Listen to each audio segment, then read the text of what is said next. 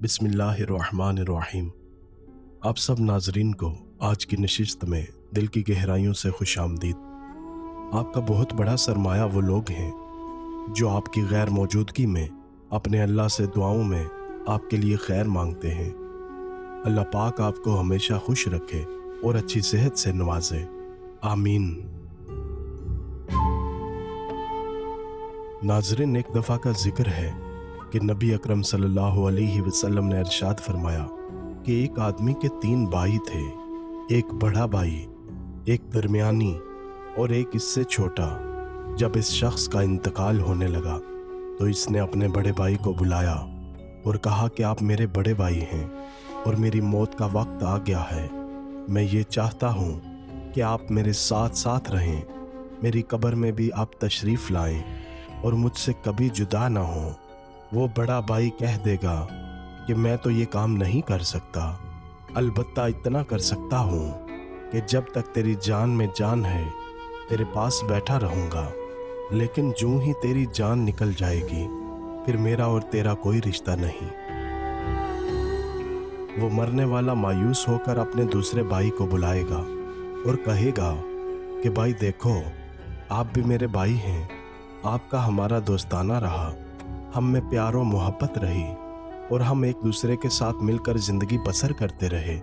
अब मेरी मौत का वक्त आ गया है, बेहतर यह है कि आप मेरे साथ मेरी कब्र में भी आ जाएं ताकि वहां भी साथ साथ रहें जैसे यहाँ साथ साथ रहे। वो कहेगा कि ऐसा तो हो नहीं सकता कि मैं तेरे साथ आ जाऊं। हाँ, इतना कर सकता हूँ कि जब तक तेरी जान में जान है तेरे पास रहूंगा, जान निकल जाए तो तुझे नहलाऊंगा, दुहलाऊंगा और फिर इसके बाद तुझको उठाकर ले जाऊंगा, कब्र में तुझको पहुंचाकर इसके बाद वापस आ जाऊंगा। वो मायूस होकर तीसरे छोटे भाई को बुलाकर कहेगा कि मैंने तुझे मारा है, पीटा है, तुझ पर छोटा होने की वजह से जुल्म भी किया है, लेकिन अब मेरा बड़ा ख़राब वक्त आ गया है, मैं मरने जा रहा हूँ, मेरा कोई सहारा नहीं, इसलिए मैं चाहता हूँ कि तू मेरे साथ साथ रहे और तू मेरी कब्र में भी मेरे साथ आ जाए। तो ये तीसरा भाई कहेगा कि हाँ, जब तक कि रूह तेरी मौजूद है, दम में दम मौजूद है, तब तक भी मैं तेरे साथ हूँ और जब तू मर जाएगा तो नहलाने दुहलाने में सब में शरीक रहूँगा और जब कब्र में तुझे दफन किया जाएगा तो वहां भी तेरे साथ साथ आ जाऊंगा। नाजरीन ग्रामी, नबी करीम सल्लल्लाहु अलैहि वसल्लम ने यह सब सुनाकर सहाबा इकराम रज़ियल्लाहु तआला अन्हों से पूछा, क्या तुमको समझ में आया कि ये 3 भाई कौन थे? सहाबा इकराम रज़ियल्लाहु तआला अन्हों ने फरमाया, अल्लाह और इसके रसूल बेहतर जानते हैं। आप सल्लल्लाहु अलैहि वसल्लम ने फरमाया कि आदमी का पहला भाई, इससे मालो दौलत मुराद है। जब आदमी इससे कहेगा कि मेरे साथ कब्र में चल, तो मालो दौलत ये कहेगी कि नहीं नहीं, मैं तो तेरे साथ नहीं आ सकती। हाँ, जब तक तेरी जान में जान है मैं तेरी हूँ और जब जान निकल गई तो तेरा हमारा कोई रिश्ता नहीं।